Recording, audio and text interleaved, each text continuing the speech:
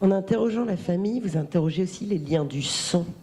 Parce que la narratrice qui est au milieu, elle a une famille, son père s'est suicidé, sa mère est folle, enfin c'est le bonheur, c'est la légèreté. Et elle se recompose une famille dans cet immeuble. Et est-ce que il y a aussi le thème de l'adoption, il y a le thème d'un petit garçon qui a deux papas. Voilà. Enfin, est-ce que les liens du sang sont absolument indispensables et est-ce qu'on a le droit de se créer, de se composer sa famille?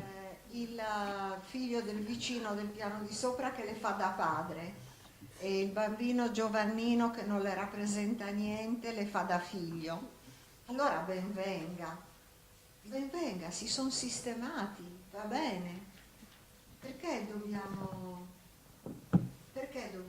criticarli? No? Non lo so.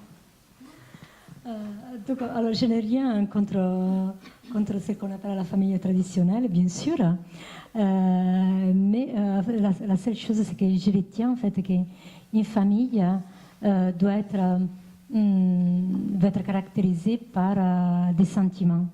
Donc des sentiments d'amour, des sentiments de solidarité. Donc les meilleurs sentiments possibles doivent habiter dans une famille. Donc si ces sentiments nous pouvons les retrouver dans des cadres qui ne sont pas en fait les cadres d'une famille institutionnelle.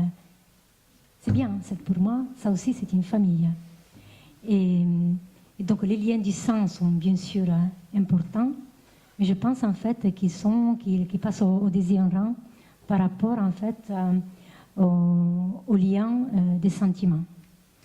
Donc je crois qu'effectivement quand dans une famille ces sentiments n'existent pas, c'est mieux en fait que la famille se décompose et que chacun aille chercher en fait sa propre famille et se recomposer une autre famille. C'est un peu ce qu'il arrive à Alice dans les livres. Donc une jeune fille qui est marquée par une histoire très triste en fait parce que son père se suicide, sa mère devient folle, elle a une tante.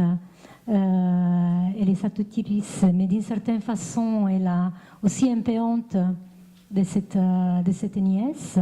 Elle la rejette un peu en même temps. Donc, ce qui se passe, Alice se retrouve, en fait, elle se constitue une famille à l'intérieur de cet immeuble. Parce qu'à l'étage du dessus, elle trouve un grand-père, elle trouve un père, Johnson Junior, elle trouve une mère dans l'étage en bas, et ce jeune garçon, en fait, qui pourrait être un peu son fils.